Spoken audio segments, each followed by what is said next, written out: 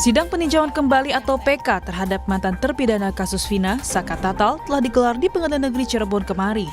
Sejumlah bukti baru pun dipersiapkan Saka Tatal.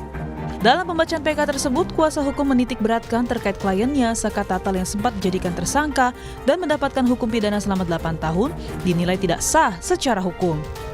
Selain novum, kuasa hukum Saka Tatal juga akan hadirkan 8 hingga 9 saksi ahli. Di antaranya adalah mantan Wakapolri dan mantan Kabar Eskrim. Kita pemeriksaan saksi yang akan kita ajukan ada sekitar 8 atau 9 orang. Namun ada ahli pidana, ahli forensik, dan berbagai ahli yang lainnya kan sesuai dengan kemampuannya. Ada juga Pak Susno akan datang. Ada. Pak Susno juga akan datang. Pak Groseno juga akan datang. Sementara Liga Akbar siap menjadi saksi sidang peninjauan kembali Saka Tatal bila dibutuhkan. Menurut Liga Akbar, kesaksian tentang berubahnya kronologis dan peristiwa hukum akan menjadi bukti permulaan tidak adanya keterlibatan seluruh terpidana termasuk Saka Tatal. Bukti ini dinilai akan sangat penting jika disampaikan di persidangan peninjauan kembali Saka Tatal. Untuk bisa menjadikan Liga Akbar sebagai penguatan terhadap PK ataupun sebagai saksi, ya kami dan klien kami juga menanggapi positif karena gimana pun juga Saka Tatal harus tetap dibantu. Dan insya Allah klien kami Liga Akbar siap bersedia untuk memberikan keterangannya apabila dibutuhkan oleh kuasa hukum Saka Tatal. Namun dalam sidang, pihak termohon yang dijasa penuntut umum Kejari meminta sidang ditunda untuk pihak yang menanggapi memori PK Saka Tatal. Kami meminta waktu untuk menyusun ulang tanggapan kami majelis. Seperti itu majelis. Jadi belum siap untuk hari ini ya? Belum siap ya. Sidang PK Saka Tatal pun kembali dilanjutkan esok, Jumat 26 Juli 2024, dengan agenda mendengar tanggapan pihak termohon. Tim Liputan, Kompas TV. Pengadilan Negeri Cirebon telah menggelar sidang perdana peninjauan kembali atau PK terhadap terpidana kasus Vina, Saka Tatal. Tak hanya menyoal bukti baru yang dikemukakan dalam sidang, Saka Tatal pun mencari keadilan dan ingin para terpidana kasus Vina yang mendekam di penjara dapat bebas karena diyakini sebagai korban salah tangkap. Lalu akankah besok dua Jenderal Polri ini akan menjadi saksi dalam PK Saka Tatal dan apa yang kembali akan dibuktikan? Lalu apa juga tanggapan yang akan diberikan pihak termohon, yakni Kejari Cirebon atas PK Saka Tatal? Kita ulas bersama sejumlah narasumber yang sudah hadir di studio. Ada pakar hukum pidana Universitas Al-Azhar, Profesor Supaji Ahmad. Selamat pagi, Pak Parji. Pagi, Mas. Dan melalui sambungan virtual ada kuasa hukum Saka Tatal Krisnamurti serta kuasa hukum Ibtu Rudiana Mardiman Sane. Selamat pagi, Bapak-bapak. Selamat pagi. Selamat pagi. Ya, saya ke Pak kuasa hukum Saka Tatal dulu. Jadi besok apa saja bukti yang akan dihadirkan? Dan ex Kabar Eskrim dan Wakapolri juga akan dihadirkan, kabarnya begitu? Betul? Halo Mas. Ya. Iya. Besok itu hari Jumat adalah tanggapan dari pemohon. Masih belum ada agenda saksi. Nanti kita lihat lagi agenda saksinya mungkin di sidang selanjutnya, Mas. Oke. Berarti melihat ketersediaan waktu dulu begitu ya kira-kira ya? Iya. Baik. Iya, lalu betul. Kalau bukti-bukti akan ada bukti yang akan dihadirkan atau physical evidence yang akan dihadirkan besok? Kemarin itu kan kita tuh hanya membacakan memori PK yang kita ajukan. Artinya memori PK itu kan nanti diterima dan dicatatkan oleh Pengadilan Negeri Cirebon lalu dikirimkan ke Mahkamah Agung. Nanti Mahkamah Agung lah yang akan menyidangkan memori PK kami.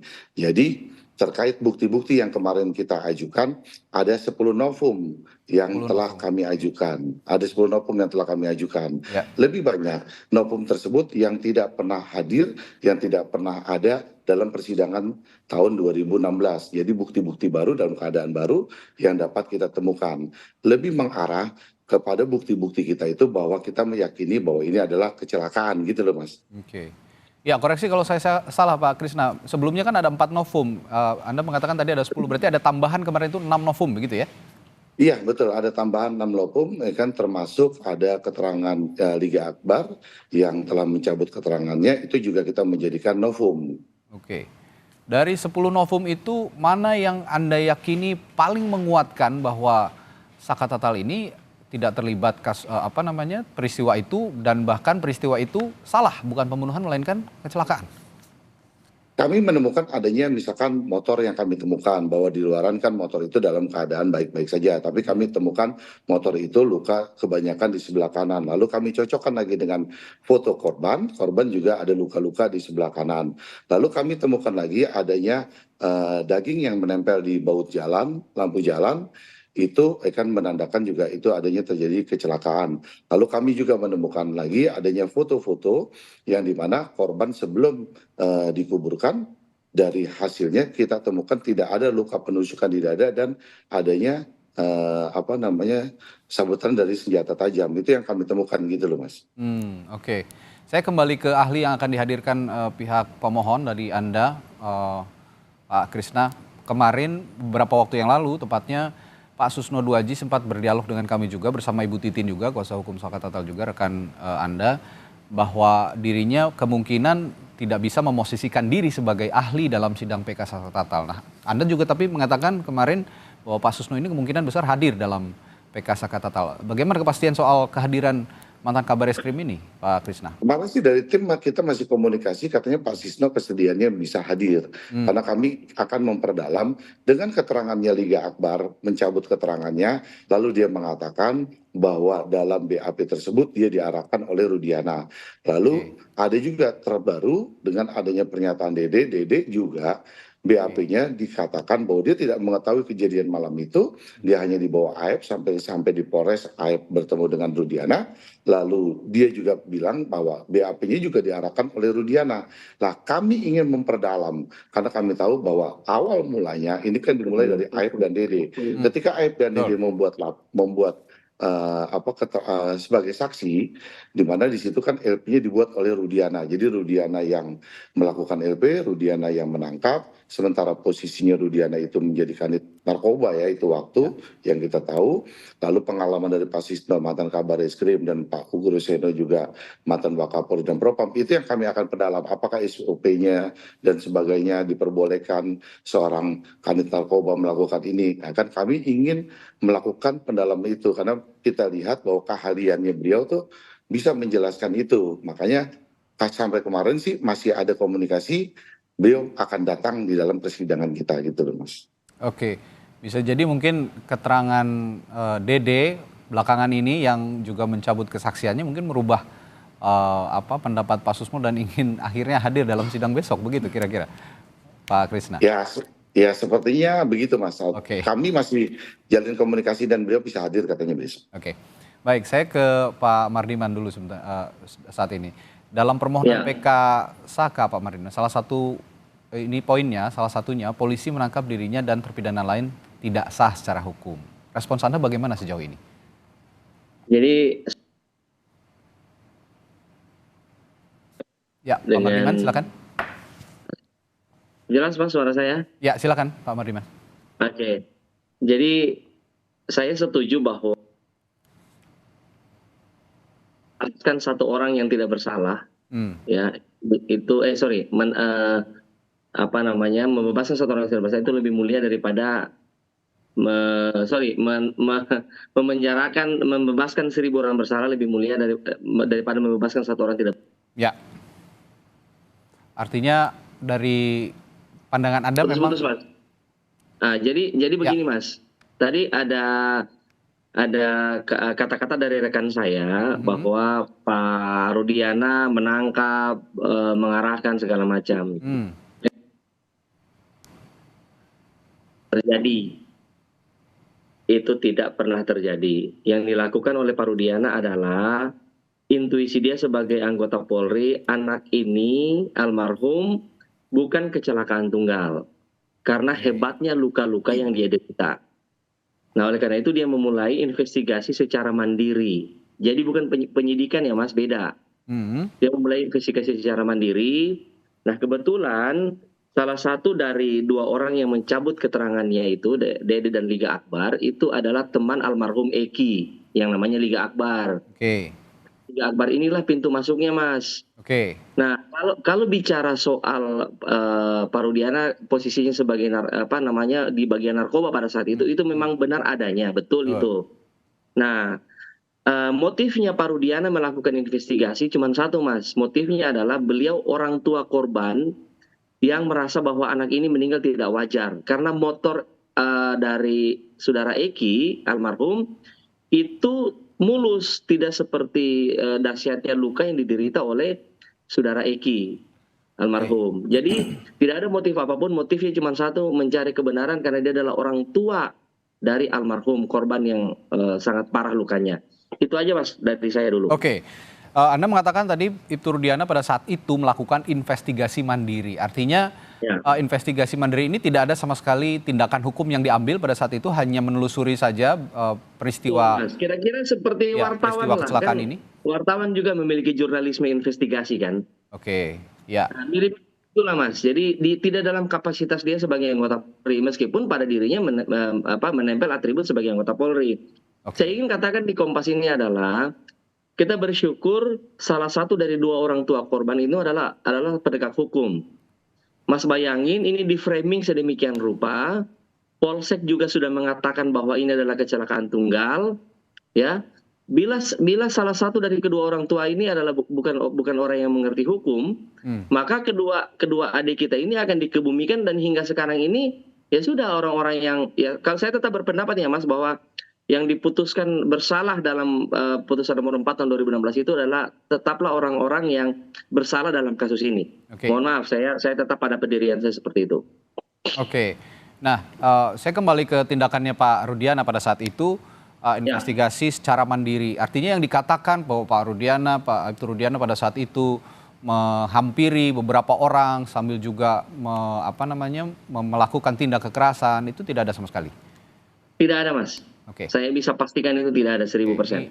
Ini juga soalnya yang menjadi menjadi sanggahan begitu ya beberapa pihak, termasuk dari kuasa hukum Saka Tatal yang menyatakan bahwa ada proses yang Anda katakan investigasi mandiri tadi yang menyalahi prosedur. Saya ke Pak Suparji. Pak Suparji melihat kemarin PK Saka Tatal sudah berjalan begitu ya dengan novum, ada 10 novum yang dipaparkan dalam sidang begitu. Tadi juga ada sanggahan yang diutarakan oleh Pak Mardiman sebagai kuasa hukum Ibtu Rudiana. Sejauh ini Anda bagaimana melihat kedudukan kasus ini sejauh ini? Ya, pertama menurut saya yang harus juga jadi perhatian ya. Bahwa narasi salah tangkap itu perlu dilengkapi. Oke. Karena apa? Karena ini bukan sekedar asumsi ya, sekali lagi kalau asumsinya ini salah tangkap ya. Karena tidak sekedar soal penangkapan, tapi juga soal penuntutan, soal pemeriksaan dan penghukuman. Artinya bahwa proses hukum ini sudah melalui dari penyidikan, kemudian penuntutan oleh jaksa, pemeriksaan di persidangan, bahkan di persidangan sudah bertingkat sampai pengadilan negeri, pengadilan tinggi, sampai kasasi. Artinya apa? Kalau seandainya ada persoalan dalam konteks penangkapan, maka mestinya bisa dikoreksi oleh kejaksaan. Kalau ada kesalahan di konteks kejaksaan, bisa dikoreksi oleh pengadilan negeri atau pengadilan tinggi atau kemudian kasasi. Karena berantai ini ya? Karena berantai. Jadi perlu kemudian secara proporsional melihat kasus ini, tidak fokus pada konteks salah tangkap. Bisa salah tuntut, bisa salah adili, bisa salah hukum. Kalau sekali lagi, kan ada asumsinya seperti itu. Mengingat apa? Proses hukumnya sudah bertingkat. Kemudian yang kedua, bagaimana mengukur kekuatan novum tadi. Saya kira kita mendengar dari pemberitaan media, membaca dari media itu, bahwa unsur adanya keadaan baru sudah terpenuhi. Karena apa? Karena memang alat bukti yang disampaikan itu belum pernah diungkapkan sebelumnya. Kemudian yang kedua adalah unsurnya diduga kuat akan mempengaruhi putusan sebelumnya. Itu unsur yang diperlukan. Bahwa kemudian apakah ini mampu mempengaruhi secara signifikan putusan sebelumnya tergantung dari proses pembuktian. Kalau ada 10 novum berupa foto dan kemudian ada ahli, ada saksi, pertama yang harus dicatat adalah foto ini tentunya barang cetakan dari informasi elektronik atau dokumen elektronik sebelumnya. Maka harus diperhatikan konstruksi pasal 5, pasal 6 Undang-Undang ITE. Bagaimana kemudian memastikan kalau ini sebuah foto dari barang cetakan elektronik yang diakui sebagai alat bukti pendukung, karena apa? Karena 184 KUHP kan jelas, clear ya. Saksi, surat, petunjuk, ahli, keterangan terdakwa. Dan ini menggunakan bukti elektronik dicetak berupa foto yang kemudian dalam Undang-Undang ITE diakui sebagai bukti pendukung. Maka dibuktikan kesempurnaannya, keutuhannya, sehingga betul-betul bisa mendukung. Perlu didukung laporan forensik digital supaya apa? Supaya jelas. Nah, kemudian yang kedua adalah kalau nanti memang mampu menghadirkan ya alat bukti itu didukung dengan misalnya dokumen elektroniknya, saya kira cukup berpengaruh. Ya. Kemudian berikutnya adalah bahwa kalau menghadirkan saksi yang dalam hal ini DD tadi itu yang mengatakan ada kesaksian palsu sebelumnya atau keterangan palsu sebelumnya, maka ini nanti juga akan sangat dipengaruhi tentang apa yang disampaikan. Apakah secara otomatis bahwa dia ketika mengatakan keterangan sebelumnya direkayasa dan sebagainya akan berpengaruh terhadap putusan ini, saya kira tidak sepenuhnya bisa simplifikasi seperti itu. Harus ada dukungan-dukungan yang lain. Kalau kemudian konteksnya menghadirkan ahli, tentunya ahli ini kan kapasitasnya adalah menerangkan, membantu majelis hakim supaya terang benderang perkaranya ini. Jadi mengukur kekuatan pembuktian dari novum, kemudian saksi, kemudian ahli, saya kira akan sangat dipengaruhi dalam proses pembuktian di persidangan nanti itu. Dan yang perlu dicatat adalah bahwa persidangan PK pada Pengadilan Negeri Cirebon ini pada konteks mendengarkan dari permohonan, jawaban termohon, kesimpulan, dan kemudian ada semacam rekomendasi dan nanti kembali akan pada Mahkamah Agung yang memutuskan. Dan juga penting perhatiannya adalah mungkin publik bertanya, Saka Tatal ini sudah di luar, kemudian kenapa mengajukan PK? Urgensinya adalah supaya yang bersangkutan adalah bebas murni, tidak menjadi mantan narapidana, maka ada upaya hukum untuk mencari keadilan ini. Gitu. Ya, membersihkan nama juga membersihkan nama baik. Karena memang ya cap mantan terpidana ini sangat tidak nyaman pasti untuk Saka Tatal dan untuk masa depan Saka Tatal misalnya untuk mencari pekerjaan dan segala macam ini akan sulit. Penting untuk melakukan PK ini. Betul. Nah, saya akan kembali ke konteks saksi ataupun ahli yang rencananya akan dihadirkan oleh pihak Saka Tatal nanti. Tadi dikatakan ada mantan Wakapolri, mantan Kabareskrim, Pak Susno Duaji. Saya ingin minta pendapat Anda soal kedudukan keduanya ini, apakah bisa diposisikan sebagai ahli atau bagaimana? Ya, kualifikasi ahli memang secara sederhana ditafsirkan adalah orang yang memberikan keterangan berdasarkan pengetahuan, berdasarkan pengalaman, berdasarkan keahlian. Dia tidak masuk pada konteks pokok perkaranya. Ya. Dia tidak menjelaskan perkaranya, tapi dia menjelaskan teori, menjelaskan norma, dan lain sebagainya. Maka kalau pertanyaannya apakah ahli-ahli yang akan dihadirkan sebagai persidangan nanti memenuhi kualifikasi sebagai ahli, saya kira memang bisa dihadirkan sebagai ahli. Tetapi lagi-lagi tentunya adalah kembali kepada proporsi masing-masing dan fokus pada persoalan apa. Misalnya dalam konteks PK ini mungkin ahli akan menerangkan misalnya hal-hal yang diajukan sebagai novum memenuhi kualifikasi sebagai novum atau bukan. Dan ahli tidak pada konteks menyimpulkan, tetapi ada menerangkan saja. Sekali lagi adalah menerangkan. Demikian pula dalam konteksnya misalnya mantan Kabareskrim, mantan Wakapolri, mungkin saja akan berkualifikasi menerangkan tentang bagaimana prosedur penyidikan, prosedur penangkapan, tetapi lagi-lagi tidak menilai tentang salah benarnya satu proses hukum yang sedang berjalan, tetapi hanya menerangkan saja. Menerangkan dalam konteks secara teoritis, secara normatif, secara pengetahuan dan secara pengalaman. Dan objektif. Objektif dan rasional. Gitu. Ya. Saya kembali ke Pak Kuasa Hukum Saka Tatal tadi, Pak Krishnamurti. Pak, tadi dikatakan Pak Suparji, Prof. Suparji, narasi salah tangkap ini harus dilengkapi. Bisa juga tidak hanya konteks salah tangkap, ada kejaksaan yang salah tuntut atau pengadilan juga yang salah putus. Nah, dalam novum yang Anda ajukan ke sidang PK ini ada 10. Bagian mana yang bisa kira-kira melengkapi narasi yang salah tangkap ini tadi? Kami sepakat dengan apa yang disampaikan Pak Suparji tadi. Ya. Artinya bahwa kita melihat kalau terkait masalah Pak Rudiana itu, kita melihat dari dasarnya putusan ketika beliau bersaksi di pengadilan 2016, beliau mengatakan bahwa beliaulah yang melapor dan beliau yang menangkap. Itu ada dalam putusan 2016. Ya. Nah kalau misalkan kemudian kedua saksi yang kita jadikan novum, Liga Akbar dan Dede itu kita juga lihat dari tayangan YouTube atau tayangan media yang kita cuplik, yang kita ambil, itu kita jadikan juga sebagai novum.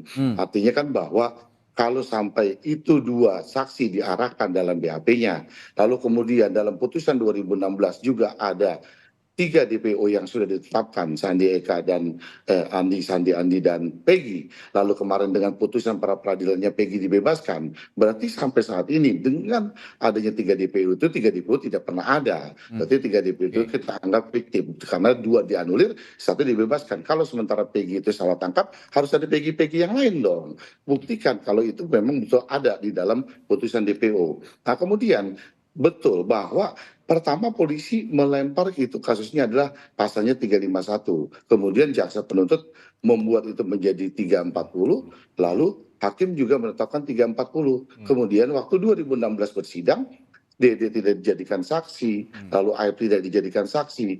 SMS tidak, handphone tidak dibuka, CCTV tidak dihadirkan, tidak sekedar novum bahwa ada kesilapan hakim dalam peradilan ini atau di penuntutan jaksa seperti yang Pak Suparji katakan. Saya sepakat kenapa ini bisa berubah jadi 340 kalau misalkan dalam keadaan 2016 saka tatal itu ada, dia hanya menampar satu kali, setelah itu dia pulang ke rumah neneknya, dia nggak tahu kalau perbuatan itu ada di belakang showroom terjadi pemerkosaan, pembunuhan, kan tidak tahu dia. Ya, inilah yang dikaitkan. Bisa saja novum itu novum itu adalah bagian dari pembuka, tapi kekilapan hakim itu kan penting juga yang akan nanti disidangkan oleh mahkamah, begitu loh Mas. Oke.